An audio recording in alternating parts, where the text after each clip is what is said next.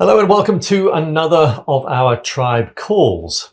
Now remember, these are the key takeaways from our tribe calls. You don't get to see the whole hour-long session. Part of that is because we quite often begin the session with a personal story, something that we only really want to tell a small group within those live calls.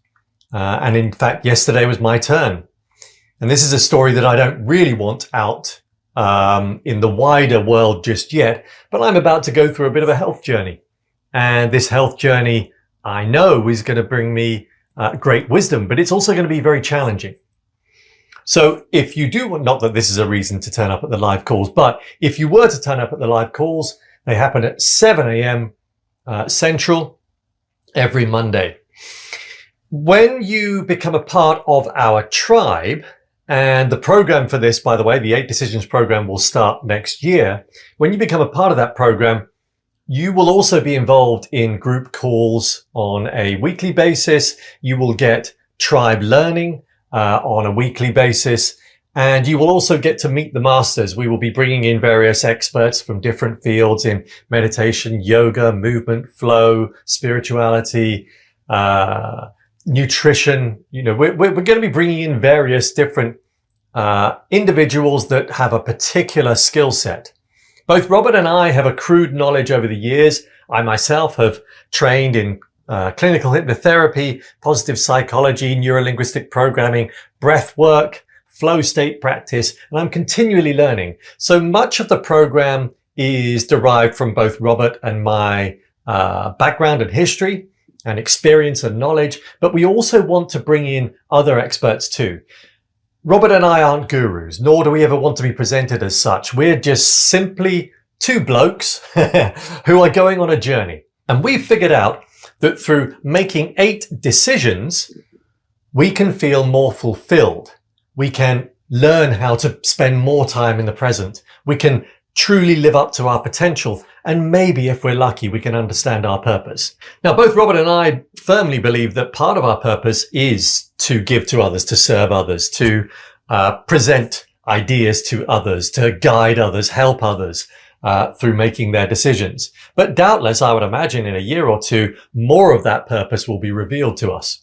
So in yesterday's call, in terms of the tribe learning component, we covered off all about putting your morning routine together with your bedtime routine, together with a daytime routine, giving you justifications for all of it, but also reminding you, busy folk, that it is still possible to have all of these different practices because so many of them can be done in a minute or two. But when you combine them as a full protocol, you can't help but feel energized. You will get more done. You will reach the end of the day with a smile on your face, knowing that you have achieved. And that is the goal, isn't it, for all of us?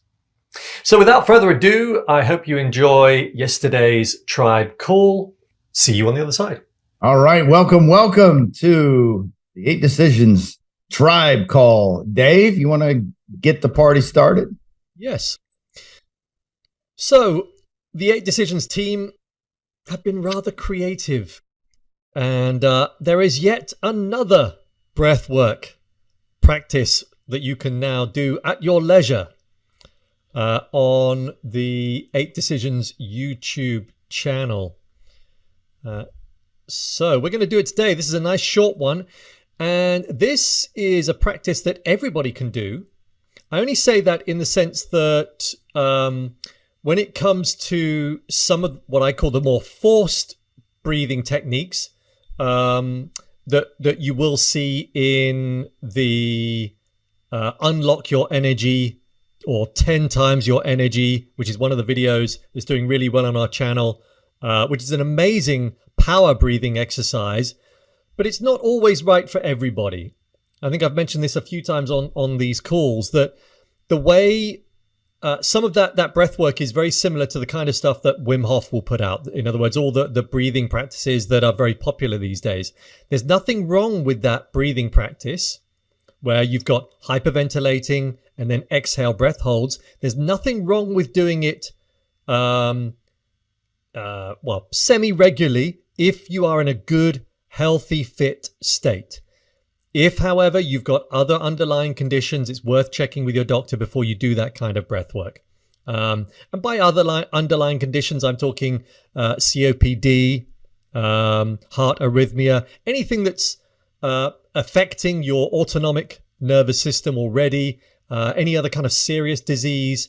Most people, like I said, 95% of the time are going to be fine, but it's just worth double checking, because what you are doing is creating a stress response. Now, in contrast, this particular breathing practice only takes 3 minutes. Dave, thank you so much. That was so good. That was so good. I want to talk a little bit about our walking meditation yesterday. We had about 10 people show up to the walking meditation. We have a Nashville walking meditation. We met at the pedestrian bridge on the Titan side. Anybody can do this. If you're in Nashville, find yourself, drive over there. You can park by the EV parking, and you hit the play button at the bottom of the bridge and just start walking. Follow the instructions and listen. And it was really fantastic to do with a group of people.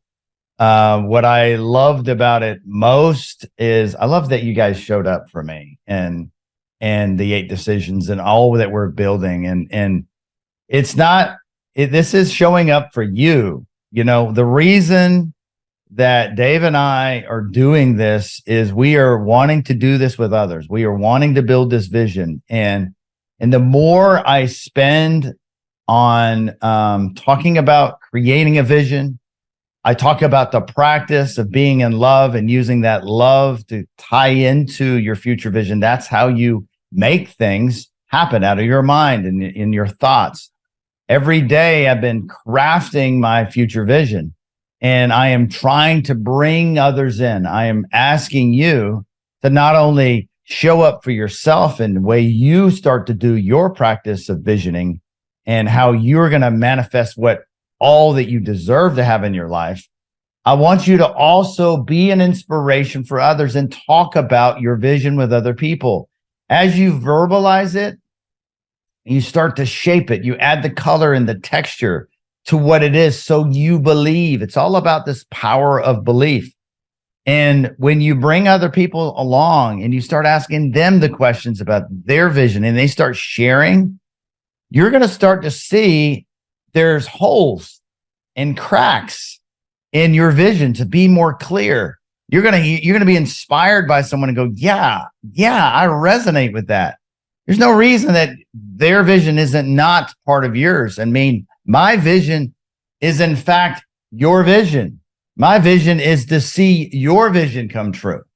That gives me so much emotional energy and excitement to be a catalyst to get you to think about this life.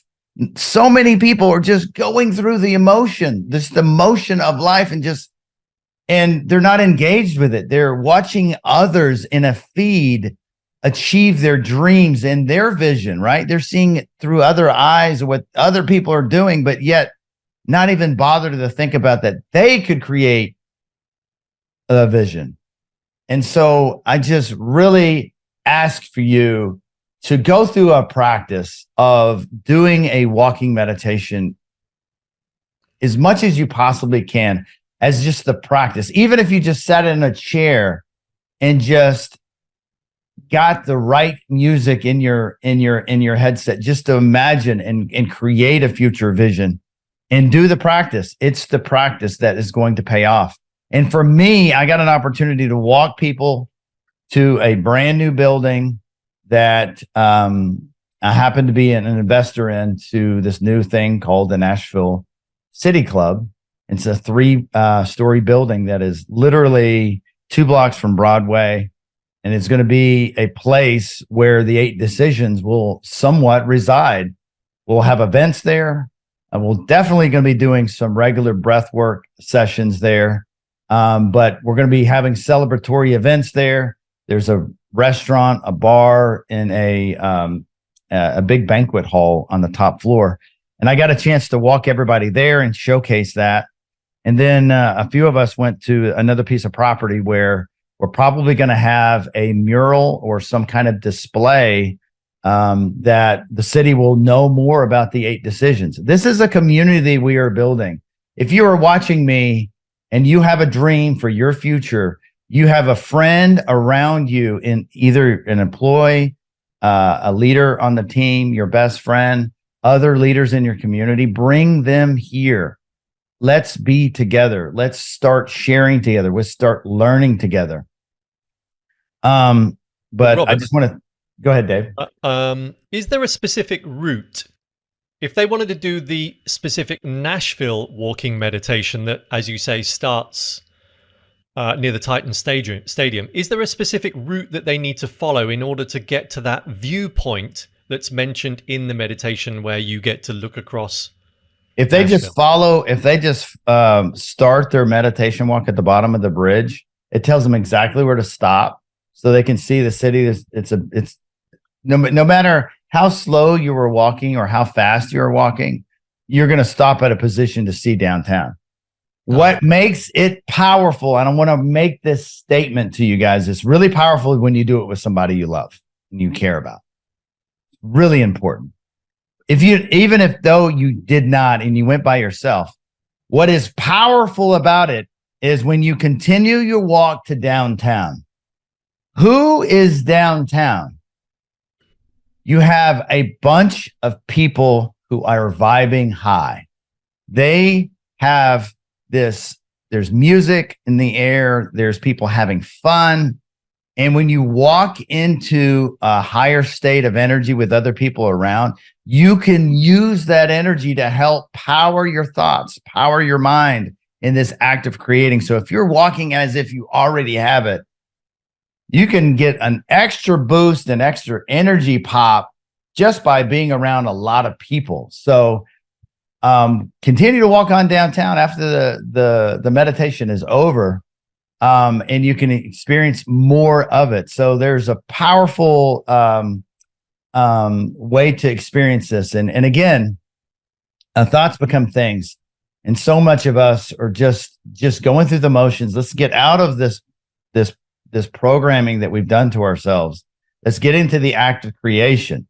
There's 2 states that we can be in: the survival mode, we're just barely getting by, or anxiety and we're stressed, or we can get into the creation mode. And that's when your energy is lifted, people are drawn to you, opportunities are drawn to you, the abundance of this universe is drawn to you. People appear when you are vibing at that level to help you.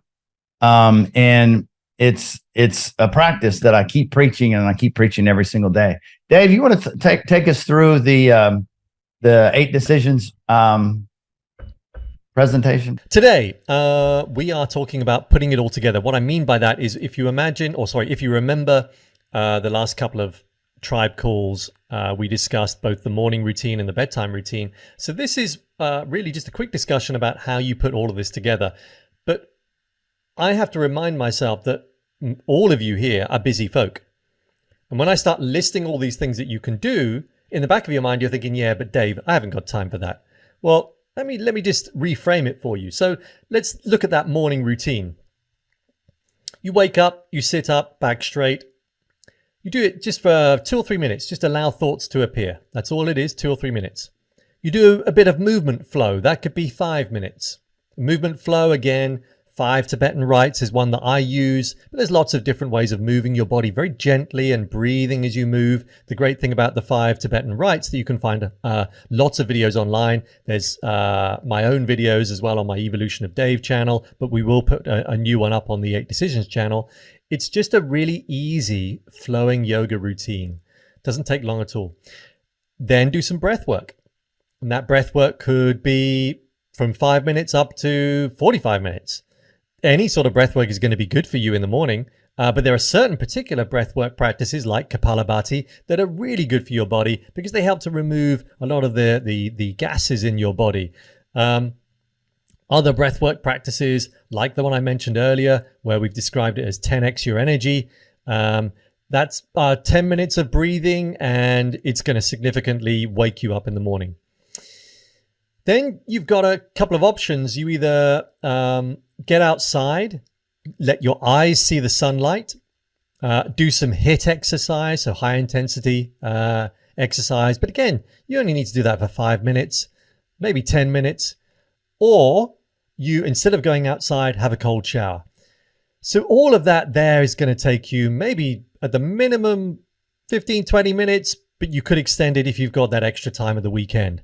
So really, when you think about it, everybody's got this amount of time in the morning. And if you don't think you have, just get up half an hour earlier. It will pay dividends. You get your morning routine right. And if you can set your intention, as Robert was saying there, those 8 decisions, imagine if that was part of your intention setting for the day. How am I going to optimize my energy? How am I going to be leader today? Asking yourself those questions doesn't have to be all of them, but if you did that as part of your intention, you could do that in the breathwork phase. And what you could do in the breathwork phase, let's say you are doing the 10x your energy breathwork, there's an exhale breath hold part that is really the meditative phase. And in that meditative phase, you can make use of mantras. You can make use of a positive intention. And that really will get hardwired into the brain. So you do all of this in the morning. You will have optimized the oxygen flow in your body. Remember, you're not significantly increasing oxygen. Your blood oxygen level sits at about 95 to 99%. So anybody that says when you do this kind of breath work, you're significantly increasing your oxygen, you're not. You can't do that. But what you are doing is helping it around the body a lot more. What you can do, though, in certain breath work is actually drop your blood oxygen level when you move to a hypoxic state. All of this, by the way, we're going to cover off more in future tribe calls where I go deeper for you in various different breathwork practices. But of course, also in this morning routine, you're moving the blood around, you're warming up your muscles. And then of course, with the cold shower, you're adding a nice positive stress to the body and the mind that results in 3+ hours of full-on dopamine surges that puts you in a real do-go action mode. And now I want to talk to you about a concept that I created called pre-flight and in-flight checks. So what I want you to do is it's just a simple analogy. Imagine that you are a pilot in a passenger plane. And all passenger planes, before they take off, of course, they do pre-flight checks. They want to make sure they've got enough oxygen so that their passengers can breathe. They want to make sure they've got enough fuel in the airplane. They want to run all these different checks. So if you imagine your morning routine is pre-flight checks, you are the pilot. You want to end at your destination. So the destination being the end of the day. You want to arrive at the end at the destination with a smile on your face, having achieved what you set out to do in the day. Now, you're going to achieve what you've set out to do in the day if you have a blooming good morning routine. Then you add to that morning routine by having what I call in-flight checks. So again, you are the pilot, you're now midway through your journey, and of course, you're going to run some in-flight checks. Let's just make sure we haven't lost any oxygen out. There's no crack in the system. Let's make sure we've still got enough fuel. It hasn't been dripping out the airplane. We're running in-flight checks. And so when we talk about in-flight checks, then we're talking about the following. Again, for those that think they're too busy, you really aren't. A lot of these practices can be done either when you're sat down. So for example, chair yoga. We'll be putting some chair yoga on the 8 Decisions channel. So easy to do. I might bring some actually as a tribe learning and we can practice it together. One of my former clients, a tax partner, she put out a message a couple of years ago on LinkedIn that I will always remember. And it was from our hospital bed, and she'd had a pulmonary embolism. So this deep vein thrombosis had turned into something far worse. She was rushed to hospital. But what was really interesting was that the consultant specifically said to her, "You have got through this. Well done. You've done really well. But I need to tell you, you would not have experienced this had you stood up and moved more." He said, "I can tell you are a sedentary human." And so this really woke her up. And so she wanted to put this message out on LinkedIn. So what I say is every 45 minutes, if you do a job like most of us that sat down a lot, make sure you move every 45 minutes, even for a couple of minutes. And now what I do is I prefer to just get off my ass do some push-ups, do some squats, do some dips. I make use of the environment around me. So I make use of my sitting room, my kitchen. I don't go to the gym because I've got the gym around me. My spiral staircase behind me is a climbing frame. If I've got more than 20 minutes, I go outside and I start breathing and sensing the world around me. I start touching nature. I go for a walk, all of that getting the blood moving around my body. There are certain breath techniques you can do in the day that, again, right down to a 1 minute state changer, I call it, that I have got out there, and we'll add that to the 8 Decisions YouTube channel. You've got no excuse. You've got so many different practices that can be a minimum of a minute. When we talk about Vilpa, which is this vigorous incidental lifestyle physical activity, this is a friend of mine, Professor Emmanuel Stamatakis from the University of Sydney, that's done research to indicate that all we need to do to survive and reduce our risk of cardiovascular disease is to move our body for a minimum of a minute and increase our heart rate significantly for a minute minimum 3 to 4 times a day. That will reduce your risk of cardiovascular disease by over 50%. Excuse me. I prefer to leave carbohydrates to later in the day. That way I don't get a crash. If you're waking up and you're having croissants or a standard American breakfast or whatever it is, you're going to be feeling it in the day. So what I would recommend, if you do eat protein, I know some of you don't, but if you do, that's a brilliant way of starting the day. I minimize my coffee. I keep it down to 1 strong coffee in the morning. I now have a coffee around mid-morning after I've eaten, and that seems to work better for my system. Time outside in the daytime. If you can get out there, even for a couple of minutes, shoes off, on the grass, ground in nature, there is research now to prove that getting your feet, your bare skin on the ground has a hugely beneficial effect on the mind and the body. And at some point, your brainwave activity changes. It begins to connect to the same frequency that the earth gives off. We're all electromagnetic. There's something called the Schumann resonance at 7.8 hertz. Your brainwave changes to 7.8 hertz when you spend enough time grounded outside. And this then puts you in a super calm, aware state. Beautiful. And of course, mindfulness, mindful activity. Again, this is really easy. I'll be bringing some of this to the tribe soon. Easy practices that will train you to start using mindfulness, that just calms the brain, brings you into the present moment. Breath techniques in the daytime. Dolphin breaths. It's now up there on the YouTube channel. Use it as much as you want. It's going to calm you down.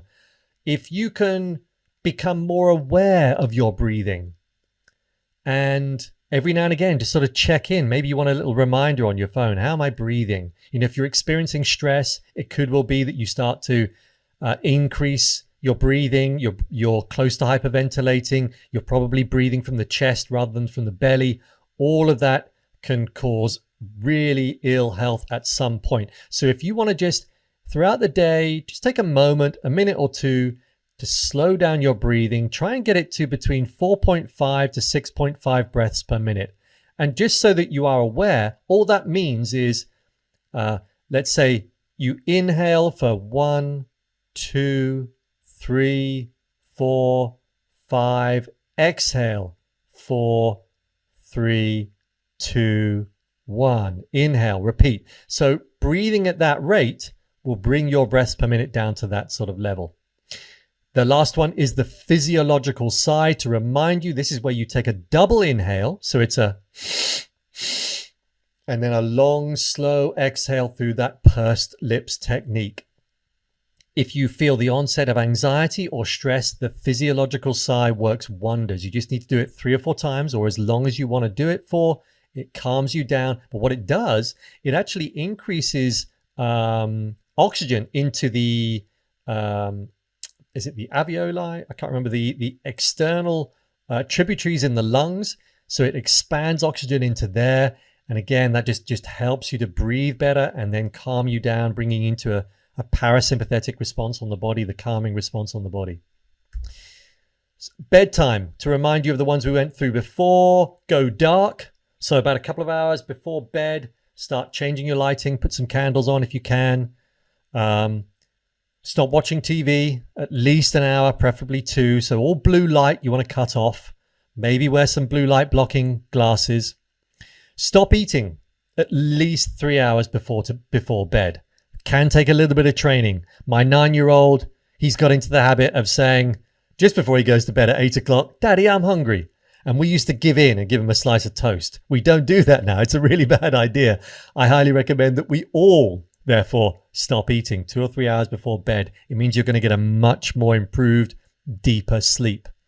You could, and I know some of you won't want to do this, you could have a cold shower before bed. It actually changes your body's temperature to the correct temperature for optimized sleep. Remove all tech from the bedroom. We know from Robert last call, I think, or the one before that, he committed to not taking his phone to his bedroom. If you can all do that, it's going to pay dividends.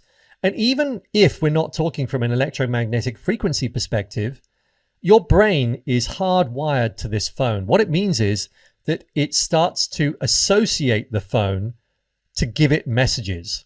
It is connected to it psychologically. So what the brain does when it knows the phone is in the bedroom is it's almost hyper vigilant. It's hyper aware. So it's almost waiting and expecting. It's sort of in anticipation for a message to appear, which of course, all of that is not the right state that you want your brain to be in to go to sleep. Can I add something to that? I think it's really important. I'm still doing this practice. I had been telling myself that my phone helped me fall asleep. And I had been telling myself that if I wake up in the middle of the night and my mind is going, 1,000 miles an hour, that I could use my phone to distract me, and then I'd fall asleep. Mm-hmm. And it's the same thing, the same reasoning that I had when I smoked marijuana. Yes. Is, I use this to relax, and I need this to relax. And these are the words that I had kind of programmed my psyche in. And now that I have freed myself from my phone, I literally, it's very inconvenient, number one, because I have it downstairs plugged in, so I can't reach it. And it's actually been so good. I'm reading, and I'm reading more than I ever have in the last couple of weeks. I've gotten a lot more pages read than before. And it actually has sparked good conversations in bed with my wife before we go to sleep. We talk. We're not on our devices. We're not being distracted. So it is really a powerful thing to consider. And the reason we go through these things, all these things we've heard before. The question is, when do you take action? If you got better sleep, would you in fact have better energy? Absolutely. Absolutely. You would have a lot more energy. And now that and this is rare now, I'm waking up less during the night. And when I wake up, I've learned, I just bring some practices to go in I can do breathwork practices, such as I think the one we've done, which it's like a 4-second inhale. You hold it for 7 seconds. Yep. And then you let go for 8 seconds slowly. And I can go through a couple rounds of that and I'm out again. And it's hard to count and think at the same time. So if you have a mind that's racing and you breathe in for 4 seconds, and then you're holding and you're counting, and then you're letting go and you're counting, the mind stops doing that racing thoughts thing. So yeah, sorry to distract you. Go ahead. No, that was a good addition to this. Thank you for that. That's really useful, and so good to hear that you've kept it up and to see the results. That's amazing. And of course, yeah, you are optimizing your sleep now by doing that. Other methods, of course, chamomile tea, reishi mushroom are really good before sleep.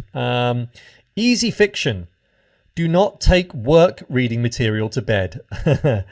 You want to give your brain a break from all that stuff. So nice, easy, simple fiction that just eases you into sleep. Of course, you could meditate. As Robert mentioned, the 4-7-8 breathing technique.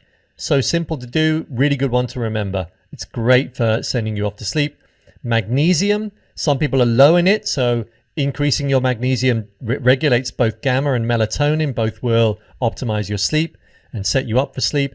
And last point mentioned, which I know can be controversial, but stop wearing sunglasses unless you really need them in the car and you got really bright sun in your face.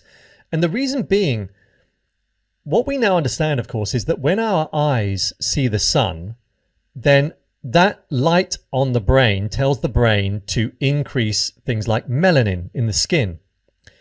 There is a chance, therefore, when you are wearing sunglasses, that the brain thinks it's a cloudy day. So therefore, it's not triggering melanin. So all that natural healing process of dealing with the sun's energy is no longer activated in your body. And you may therefore get sunburn simply by wearing sunglasses. As strange as it may sound, this is, at the forefront of biohacking thought at the moment, but really interesting stuff. So I highly recommend reduce your use of sunglasses up until the point when you really need it. So in conclusion, all of that's a lot of information, I realize. So therefore, when you wake up, think to yourself, what does my body need? It needs to get outside. It needs light as early as possible. That will increase energy. It will turn on the serotonin that you need, and it's going to optimize your circadian rhythm. O2, you need to make sure that your oxygen is optimized in the body. You can do that through exercise and breath work.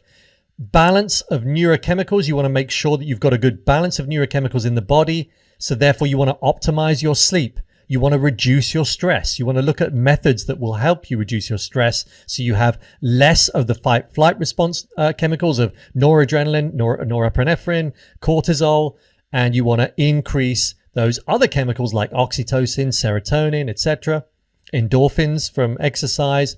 Fuel. How am I going to fuel myself today? In what way am I going to fuel myself that optimizes the day so I don't feel that afternoon lag? And also you want a functioning, balanced nervous system. So how are you going to do that? How am I going to get through today making sure that everything that happens automatically is working well? Well, it's with a good balance of movement flow, meditation, breath, yada, yada, yada. Last point to mention. Another concept I came up with a couple of years ago when I was creating a program is the following. Routine plus repetition equals rewire. And this is such an easy thing to remember. We repeat so much, and we're going to keep repeating so much on this, on the 8 decisions and on these tribe calls for a very good reason. You want to optimize your routine, but you also don't want to stick to that routine religiously. When your brain trips into subconscious with your routine, eventually you start losing some of the benefits. So switch it up. Sometimes I like to imagine that, I'm a spy and therefore I don't want people to know my usual walking route, but I'm doing that for the same reason as I will change my exercise routine. It's also that it keeps your brain and body guessing. This is how the body, it doesn't like it, but this is how it's challenged. You want to keep it challenged so that it adapts. So routine plus repetition equals rewire. The rewire being rewiring your mind and your body. So routine plus repetition equals rewire. Keep reminding yourself of that. That's how you're going to get through the day and have a good routine. Dave, thank you so much. Thank you so much. Before we get off here, I'm going to remind everyone, we have our event, the Decision Experience, coming on board December 16th. I will be sending out an official invite to everyone. I'm going to ask you to do me a very big favor. If I could have each one of you commit to 5 tickets to this event. This is my ask for you. When I say commit to 5 tickets, the tickets are $200. Everyone here that is attending these calls gets a 50% off. When I say commit to 5 tickets, I'm not asking you to buy 5 tickets. I'm asking you to encourage 5 people to come. 5 people in your circle, 5 people that you care about, that you want to go on a journey with, this journey through life of achieving your vision, That's why we get together in the 8 decisions. That's why we're having these conversations. We are getting together for your future. We are getting together for you to live up to your potential. And there is power in your family when you step up as a leader and you have a vision for your future. There are going to be people in your circle, in your sphere of influence, that are going to see you grow, and they will be inspired. And they're going to ask you, what are you doing? How have you done this phenomenal change? What are you going through? What is it that you did? Like, all of these things is what makes us special. When we decide to take an active participation in our lives and where we are going, setting the intentions, and people see this when we inspire them, that feels wonderful. I want you to experience when you inspire someone for change. It's phenomenal. It feels great. So who in your circle could you have to come with you? Could it be a leader in your company? Maybe your right hand, the person that helps you get everything done. Maybe it's your assistant. Maybe it's a brother or sister or aunt or cousin. Someone who maybe they have this vision and you just want them in the room to be with you. I'm just asking you, can you find 5 people to invite that could join you? Because there's going to be a lot of connection in the work that we do. It's a full day workshop. It's going to probably go from 10 to 4. And it will be an experience like none other. And this is going to be the best way to land in 24. If you look behind me, I have the big ass calendar 24, and I'm mapping out the days of 24 that I'm going to be doing traveling, speaking, when I do my session work with my clients, when I do fun and family and travel. And it's an old, here in Nashville, everyone knows who Dave Ramsey is. He's a financial guru, so to say. And he teaches people that you should spend your money on paper before the month begins. And it's the same thing true with your schedule. You should be spending your time on paper before the year begins. So we have this entire year. Let's do it with intention. Let's do it on the December 16th. You're going to bring your friends, your coworkers around you, and we're going to be sharing together as we grow into 24 with setting some really good intentions, with the 8 decisions, with a tribe of people also moving forward. I want to say special thank you to everyone getting on this call. And please put out a prayer message out into the universe. Give Dave some prayer for his surgery on Monday. I know it will go swimmingly well. He's a strong man, and he will absolutely come out the other side with all these lessons that he's going to be teaching us from this experience. And so anyways, thanks everybody, and have a fantastic week.